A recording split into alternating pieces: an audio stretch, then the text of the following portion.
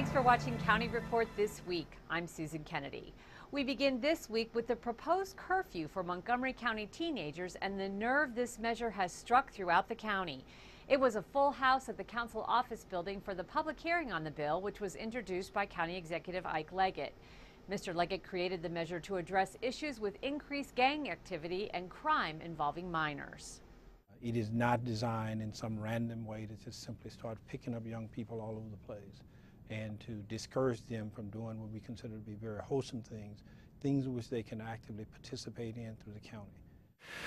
As far as the age is involved, when I run with the County officials are concerned that curfews in the neighboring jurisdictions of Prince George's and the District of Columbia are pushing teens across the county line. Many young people just seeking a place to hang out, and I don't think there's anything wrong with that. However, I think with the curfew law, we're doing a couple of things. One, we're keeping youth safe. We're keeping our residents safe because there has been, even though crime overall in the county went down, certain areas of the county crime has spiked. Police officers say they are running into problems with teens hanging out on the streets until the early hours of the morning. Thank you. Good afternoon. I'm Chief Tom Manger of the Montgomery County Police Department. Police Chief Tom Manger says the curfew is not meant to stop kids from being teenagers. As a parent and a police chief, I do not want to limit the legitimate opportunities for entertainment and interaction for our young people, nor do I want to stand idly by and not have at our disposal a tool that can help us manage a situation before it turns ugly. We want good kids to be able to engage in healthy activities, and so we want to make sure that we have the right balance in this law, that there's exceptions in there to let kids go out and enjoy these healthy activities. A Facebook campaign organized by a group of Montgomery teens had over 6,000 members within a matter of days. They say the curfew will damage police-community relations. A curfew will mark every teen in Montgomery County as suspect simply because of their age. And could result in losses for county businesses. A few weeks ago, my wife and I went to the midnight premiere of the Harry Potter movie. Most of the people in that theater were underage teenagers, and they were not accompanied by their parents. Why would we want to limit that movie theater from making the necessary revenue that it could? This bill impacts me. It impacts people like me. It impacts youth of the county. I would not be able to attend like a midnight movie premiere or a Harry Potter movie that I would really be interested to see with friends, and I think that really infringes on kind of all it means to be a teenager. Council members have committee work on the measure before it can be brought forward for a vote. In the meantime, both Mark Elrich and Phil Andrews say they are not convinced a curfew is the right answer to the problem at hand. I have mixed feelings about it. It's hard to say whether it's going to be effective. Everybody knows that you can do anything after 11 or 12 o'clock at night. You can do it before 11 or 12 o'clock at night. Despite difficult economic times, the county has once again retained its AAA bond rating. Officials say several actions that were taken as part of a fiscal protection package during the budget process were key in making the budget sustainable for future years and protecting the AAA bond rating.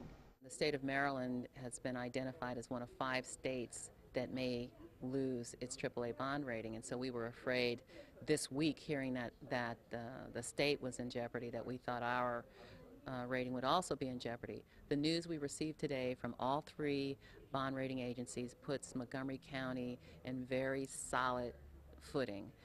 And this council can take a lot of credit for what happened this year during the budget. We actually went above and beyond what the county executive sent over in his budget proposal, and we ended up securing what we believe the county for years to come in terms of some of the very difficult decisions that were made, as you know, by the council.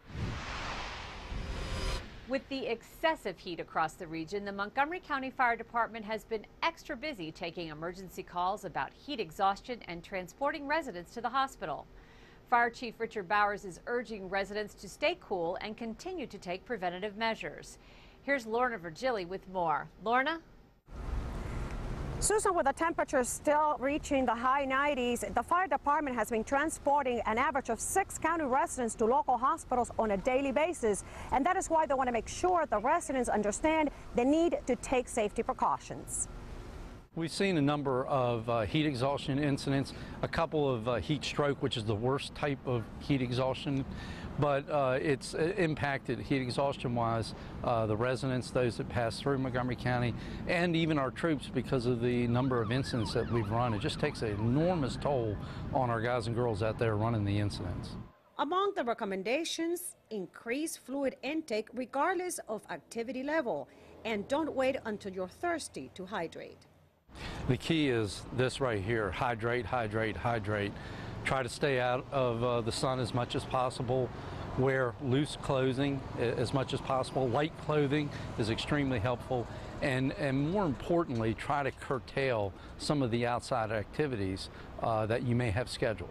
Especially for those most at risk, like children, the elderly, and people with pre-existing medical conditions. Children being left in a vehicle, or an animal, or an elderly person in these excessive heat conditions without any type of airflow in terms of air conditioning, you could have a very serious incident, very serious medical emergency with a child, an elderly person, or even an animal. Heat stroke can be deadly, so if you experience any symptoms such as extremely high body temperature, rapid pulse, difficulty in breathing, agitation, or throbbing headache, call 911 immediately. For County Report this week, Lorna Virgili. The council has approved a measure that scales back collective bargaining with the county police union. Effects bargaining means the union can refer even the smallest of issues to the collective bargaining process if the issue has any effect on employees. The bill was approved by a 5-4 vote. Those in favor say the police provision is too time-consuming and costly. This is a common sense measure that puts the police chief on the same level field as all of the other department heads. And what it does is say the chief does not have to bargain the exercise of management rights except when the exercise of that right would result in the layoff of police officers. So if the chief wants to implement an email system, he will be able to do so without having to bargain that, to require that employees check email and have an email account with the county. If the chief wants to distribute scarce equipment like an electronic ticket writer to the officers he thinks will use it the most and have the best track record of writing tickets, he can give it to those officers rather than having to give it out by seniority as the union had insisted.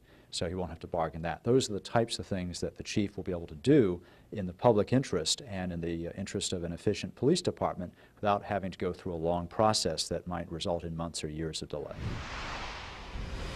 The Montgomery County Public Schools Summer Food Program serves more than 9,000 children breakfast and lunch during the summer months, meals they may not receive otherwise.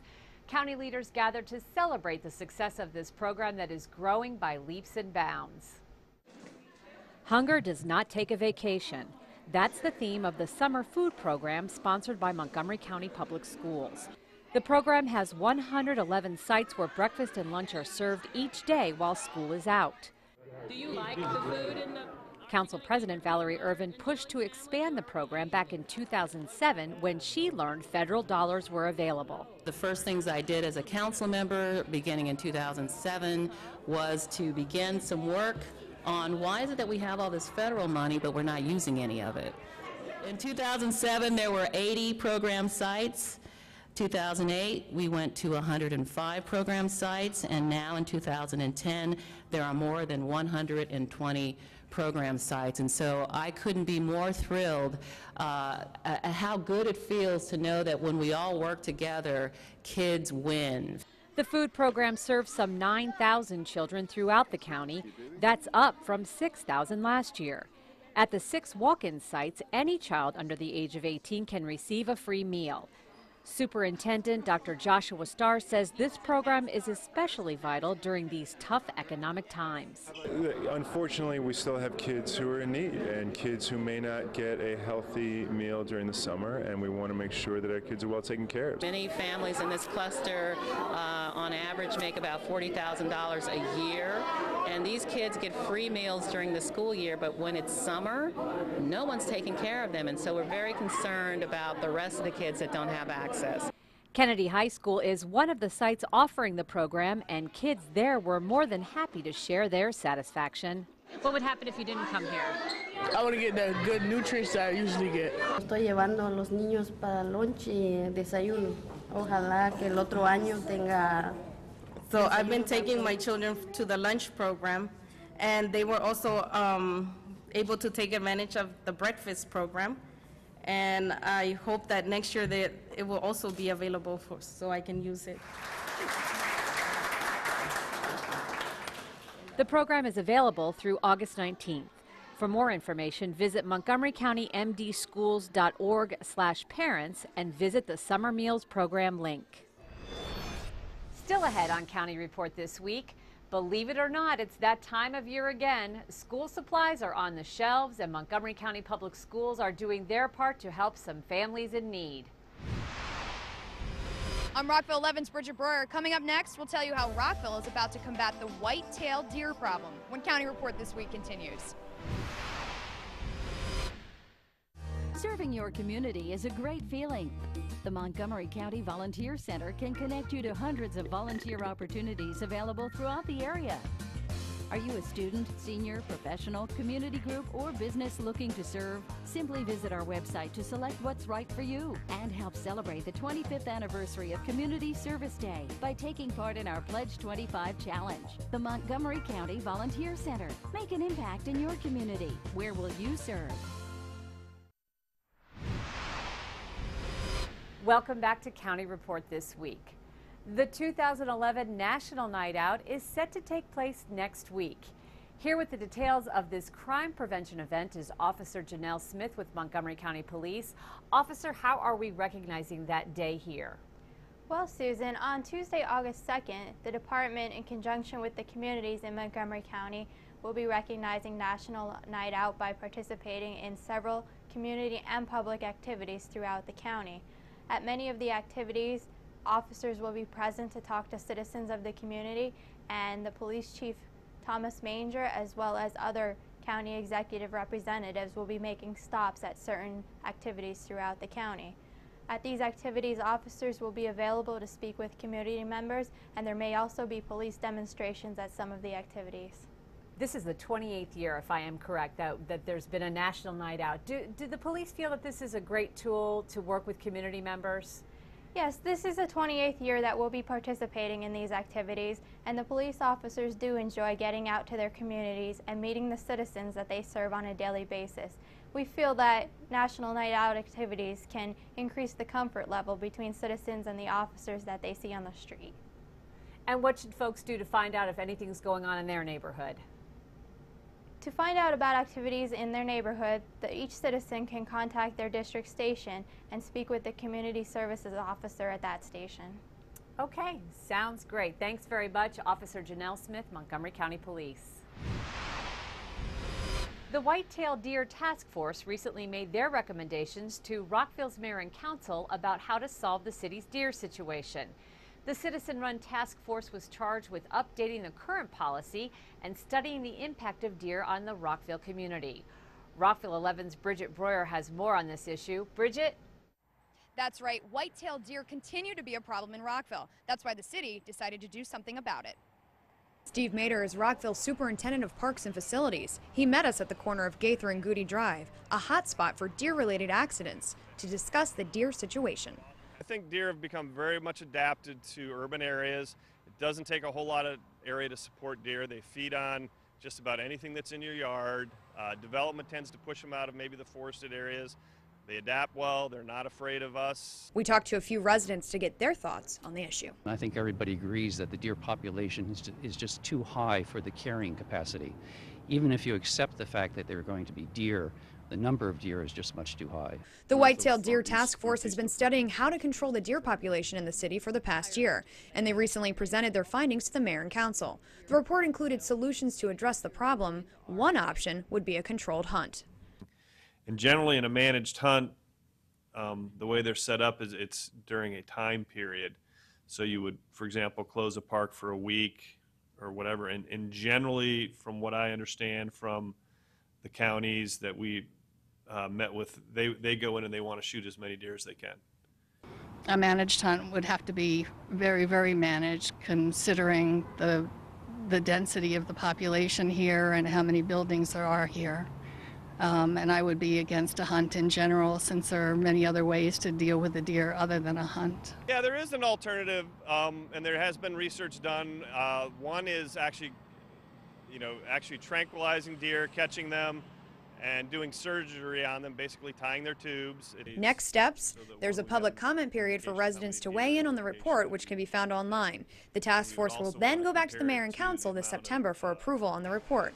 But if you're having deer issues at the moment, Mater has some advice. They can look at some of the information that we have on the website.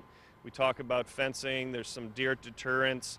We can help them select plant materials that might not be so conducive to having the deer eat them, but they will eat just about anything. And feel free to call me if they have any questions. Go online to rockvillemd.gov and search deer for more information, or contact Steve Mater at 240-314-8702. For County Report This Week, I'm Bridget Breuer. With the start of the new school year just about a month away, many parents are already buying those much-needed school supplies. But for some families in Montgomery County, finding the money for notebooks, pencils, and calculators is not always easy. But at a recent event, many families got a helping hand in preparing their children for the new school year. Here's the story from MCPS. As August approaches, it's that time of year when kids are thinking about returning to school. And with many families in Montgomery County facing the realities of a tough economy, not everyone can afford all of the back-to-school supplies they need. For the 12th year, MCPS held its Drive for Supplies event to help all children get the supplies they need to begin school next month. Each year, student volunteers collect, sort, and weigh thousands of pounds of pencils, notebooks, rulers, and crayons. This year, almost 12,000 pounds of supplies were collected and distributed at Richard Montgomery High School. Drive for Supplies is an end-of-the-year collection of used but usable school supplies, and it's real important because there really are people here in Montgomery County as well as all over the world that need these supplies. And a bag full of broken crayons to somebody might be, I'm going to buy a new pack next year, and to another student it really might be like a present. At a press event, Superintendent Joshua Starr and Board of Education President Christopher Barclay discussed the importance of the event and what it means to the community. When folks can come together to say what is it that all of us can do to help our kids be more successful, to help some of our families that may need a little boost during these times, it just shows you the kind of values and strengths that exist within a community. When you look at Drive for Supplies, it's really the commitment of citizens of Montgomery County not only to be college and career ready, but to make sure that all of our citizens are ready to start that school year. Families from all over the county came to get supplies. I think it's important because there's a lot of families in our community that can't afford a lot of the supplies that are needed each year. So at least this gives help for them to give supplies that they can't necessarily buy. Families, schools, and organizations picked up materials following the press conference. Those school supplies will definitely help children get off to a great start when schools open next month on August 29th. Still to come on County Report This Week, we'll tell you about a program that is rejuvenating some sea turtles that were affected by the cold winter. When County Report returns after this break. Hello, this is Ming Na. Every year, approximately 300 children under the age of 5 drown in swimming pools and spas. Thousands more hospitalized after close calls. Every single one of these deaths and injuries is preventable. Simple steps save lives. And not just 1 or 2 steps, but multiple ones must be taken at all times to ensure safety around pools and spas. That's what we mean by pool safely. So always apply as many of the following simple steps as possible, because you never know which safety step will save a life, until it does.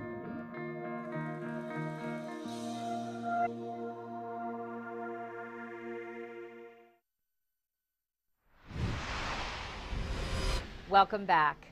The National Aquarium's Marine Animal and Rescue Program is helping to save more than 90% of cold-stunned sea turtles on Cape Cod that are critically endangered.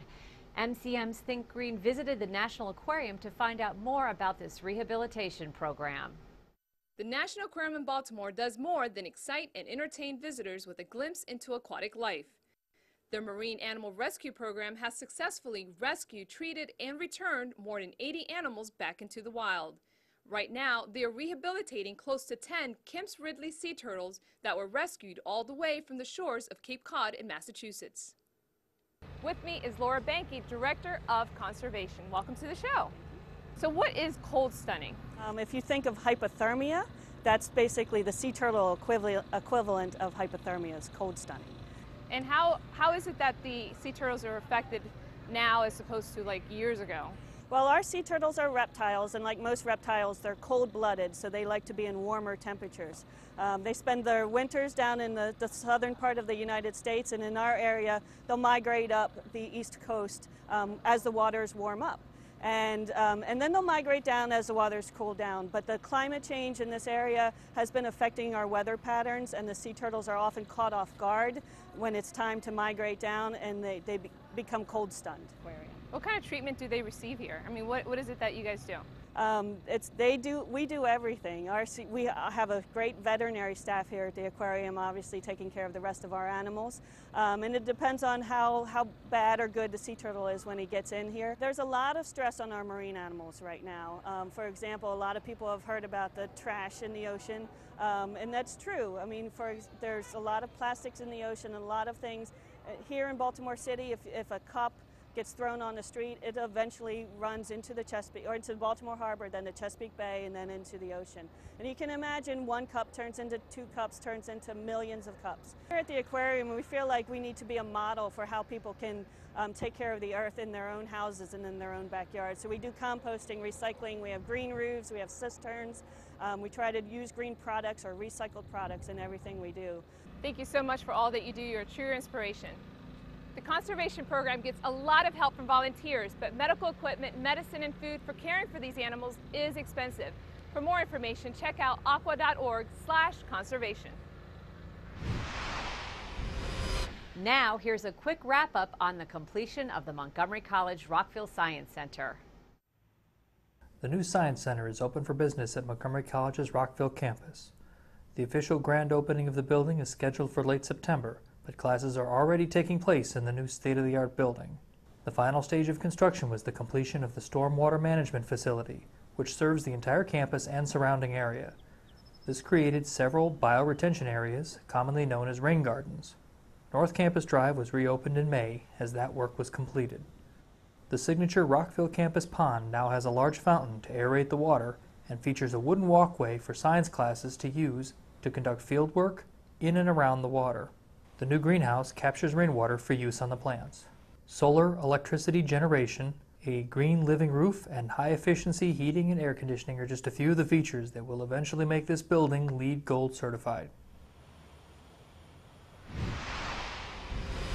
In this week's transportation update, Tom Pogue fills us in on the move of an important county office. Hi, I'm Tom Pogue, Community Relations Manager for the Department of Transportation. Here's an update for Montgomery County. The county's sales office in downtown Rockville, where patrons can purchase Ride-On and Metro Smart Trip cards and other fare media, has moved. The sales office, which was previously on the 5th floor of the Executive Office Building, has relocated a block up the street to the Treasury Department. The new address is 255 Rockville Pike, Suite L15. However, you can access the sales office from Monroe Street.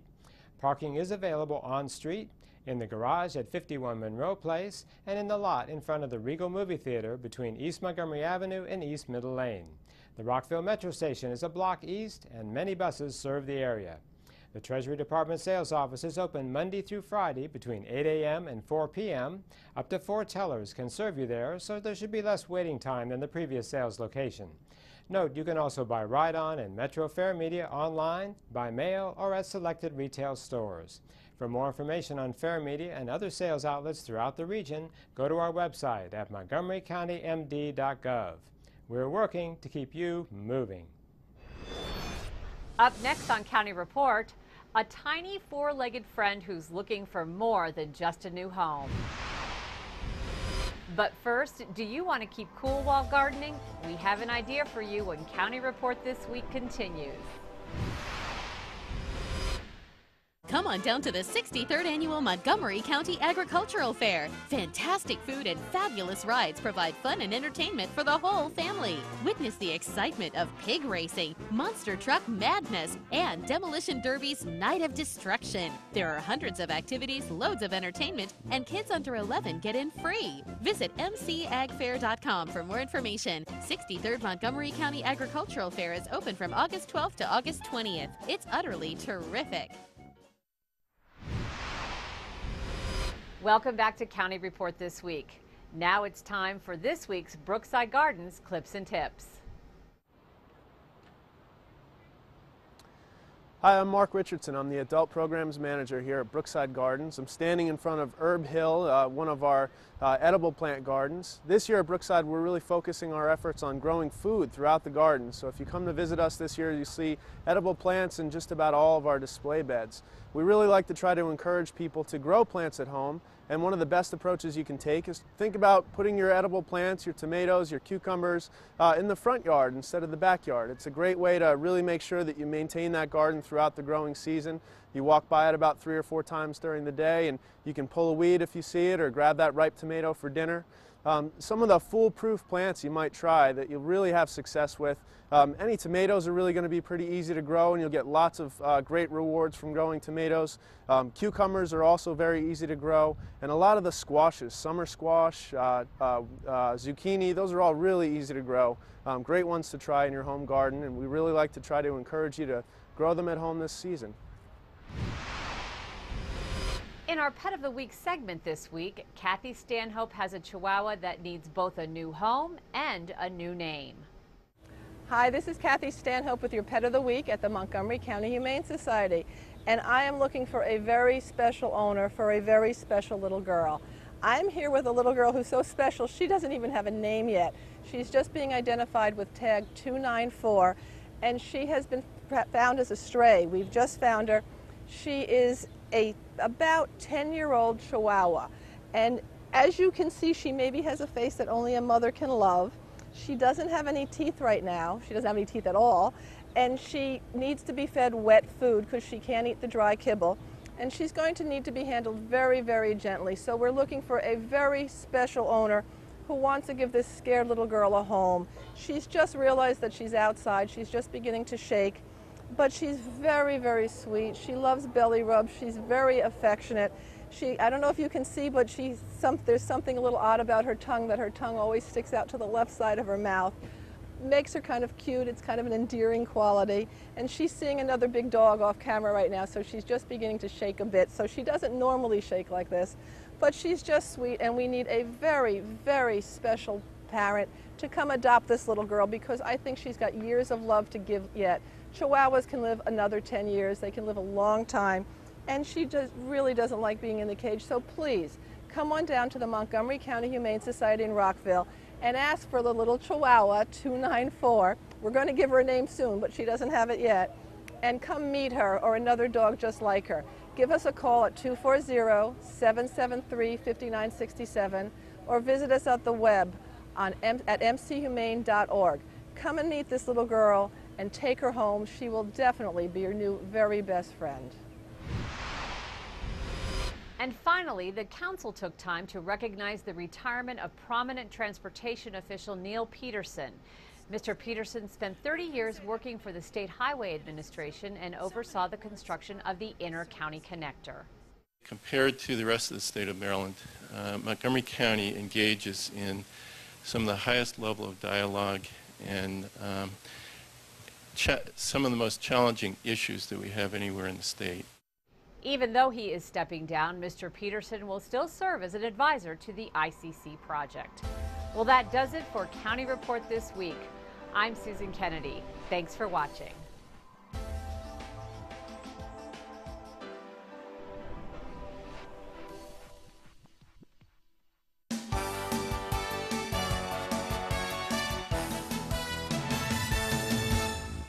Register now for fall semester classes at Montgomery College. Course listings are available on the web and registration is now online only.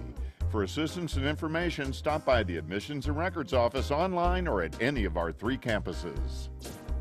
Montgomery College now offers a business degree program designed for working adults. All classes are in the evenings, on weekends, or online, so you can continue to work while you earn your degree.